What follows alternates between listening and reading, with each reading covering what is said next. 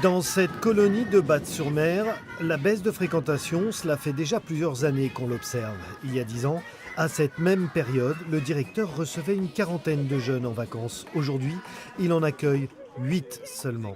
Aujourd'hui, c'est vrai que la Toussaint, on est fermé. Depuis 3 ans, on n'a plus de séjour à la Toussaint. Donc voilà, le remplissage a fait qu'on a de moins en moins de monde.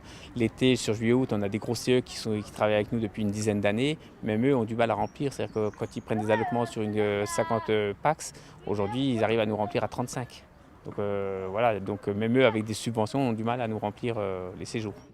Et pourtant, le cadre est idyllique. Alors pour faire face à cette baisse, l'établissement fait dans la multi-activité et ouvre ses portes aux écoles et aux classes découvertes pendant les vacances pour remplir ses chambres. De notre côté, ce qui est compliqué, c'est de mobiliser les familles d'un point de vue financier.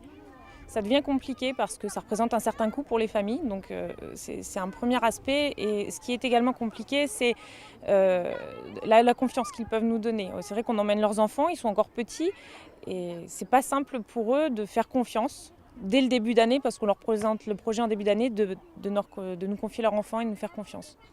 Sécurité et aspects financiers sont les principales préoccupations des familles.